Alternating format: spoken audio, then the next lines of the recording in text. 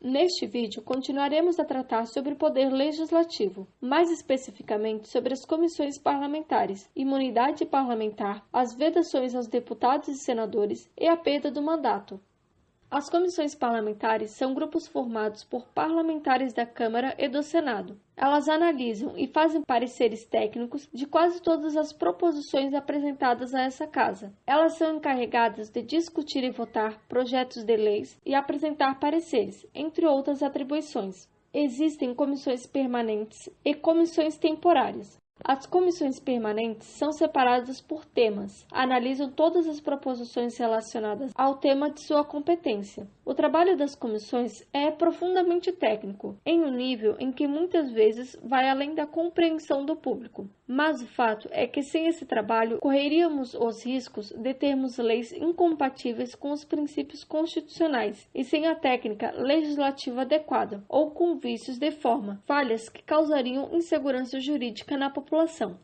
As comissões temporárias são criadas para apreciar determinado assunto, extinguindo-se ao término da legislatura, quando alcançada sua finalidade ou expirado seu prazo de duração.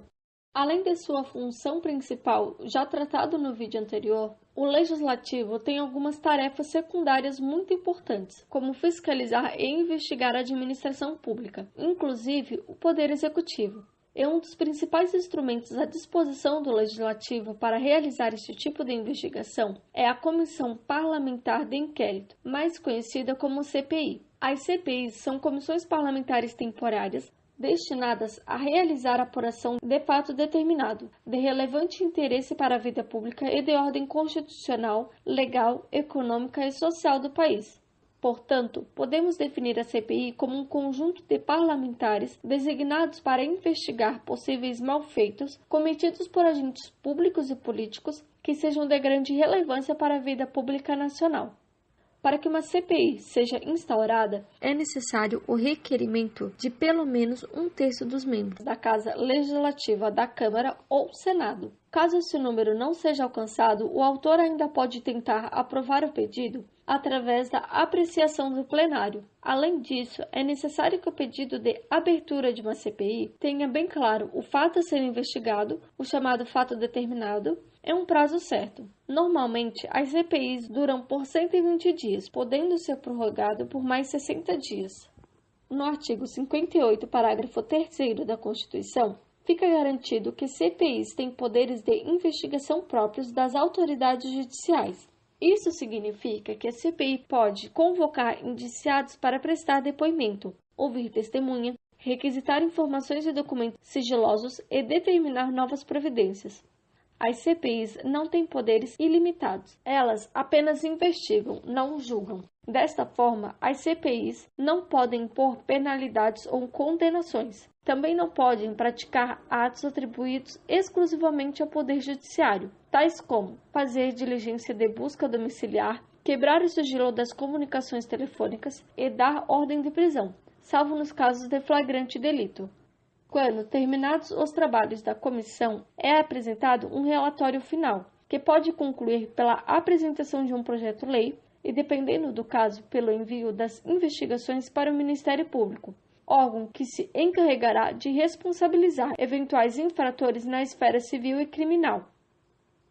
A imunidade dos parlamentares são prerrogativa da função parlamentar, que garante aos deputados e aos senadores o livre exercício do mandato com independência e liberdade. Os parlamentares possuem imunidade material, na medida que são invioláveis civil e penalmente, podendo expressar livremente suas opiniões, palavras e voto, desde a diplomação. Assim, significa que há uma exclusão da prática de crimes e também a exclusão da responsabilidade civil do congressista. Diplomação é um atestado garantindo a regular eleição do candidato. Ocorre antes da posse, configurando o termo inicial para a atribuição da imunidade formal para a prisão. Todavia, a imunidade material prevista na Constituição em seu artigo 53 caput não é absoluta, pois somente se verifica nos casos em que a conduta possa ter alguma relação com o exercício do mandato do parlamentar. Ou seja, deve haver nexo de causalidade com a prática do ofício no Congresso ou em razão dele. Desta forma, fora do exercício parlamentar, não há que se falar em imunidade. A imunidade não se restringe ao âmbito do Congresso Nacional. Em qualquer lugar do território nacional, o parlamentar estará imune se estiver exercendo sua função. Mesmo depois da legislatura, a imunidade material se prolonga, ou seja, o parlamentar não pode sofrer qualquer investidura, incriminação, responsabilidade penal, civil, administrativo-política pelas opiniões, palavras e votos que proferiu durante o exercício de sua função como deputado ou senador. Quanto às imunidades processuais ou formais, os deputados e senadores têm prerrogativa de foro, o que significa que, desde a expedição do diploma, serão submetidos a julgamento perante o Supremo Tribunal Federal. Logo, se estavam respondendo a um processo, deverá o juiz ou tribunal remeter os autos para o STF. Outra imunidade processual refere-se à prisão. Desde a expedição do diploma, não podem ser presos, salvo flagrante de crime inafiançável. Havendo a prisão, os autos devem ser remetidos em 24 horas à casa respectiva, para que, pelo voto da maioria de seus membros, resolva sobre a prisão. Há uma imunidade formal em relação ao processo. Recebida a denúncia por crime ocorrido após a diplomação, o STF deve dar ciência à casa respectiva. Então, por iniciativa do partido político, nela representado e voto da maioria de seus membros, poderá a casa, até a decisão final, sustar o andamento da ação. Caso seja sustado o processo, fica suspensa a prescrição enquanto durar o mandato. Tal procedimento não se aplica a fatos praticados antes da diplomação, e caso já estivesse em curso o inquérito ou processo, este deveria ser remetido ao STF, em razão do foro por prerrogativa, visto que o Supremo dará continuidade e a ela sem necessidade de comunicar à Casa. Há ainda outras imunidades. Os parlamentares não são obrigados a testemunhar sobre informações recebidas ou prestadas em razão do exercício do mandato, nem sobre as pessoas que lhe confiaram ou deles receberam informações. A incorporação às Forças Armadas, ainda que em tempo de guerra, dependerá de prévia licença da casa respectiva.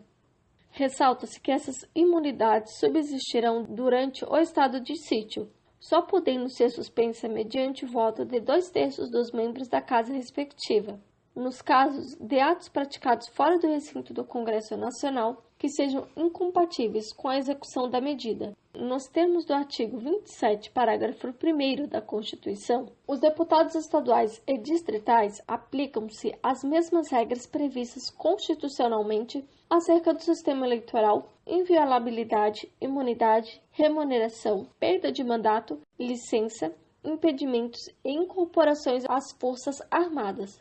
Com relação aos vereadores, estes não possuem imunidade formal ou processual, e quanto à imunidade material, são invioláveis por suas opiniões, palavras e votos no exercício do mandato e somente na circunscrição do município. Os deputados e senadores sujeitam-se a algumas vedações dispostas no artigo 54 da Constituição. Não poderão, por exemplo, desde a expedição do diploma, firmar ou manter contrato com pessoa jurídica de direito público, autarquia, empresa pública, sociedade de economia mista ou empresa concessionária de serviço público, salvo quando o contrato obedecer às cláusulas uniformes. Será vedado, desde a posse, ser proprietários, controladores ou diretores de empresa que goze de favor decorrente de contrato com pessoa jurídica de direito público, ou nela exercer função remunerada.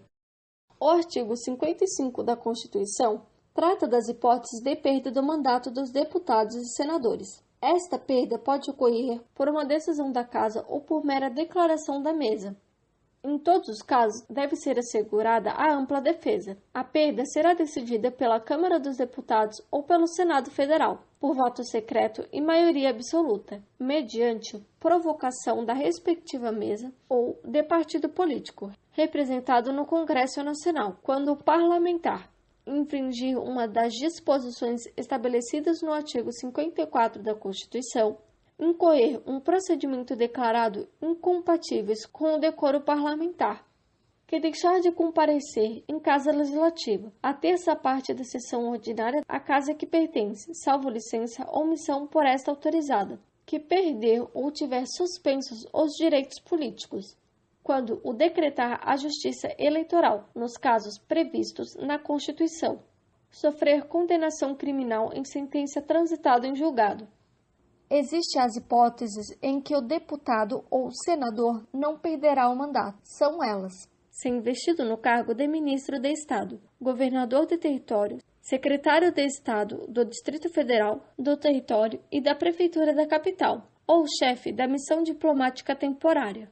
Ser licenciado pela respectiva casa por motivo de doença ou para tratar sem remuneração de interesse particular, desde que, neste caso, o afastamento não ultrapasse 120 dias por sessão legislativa.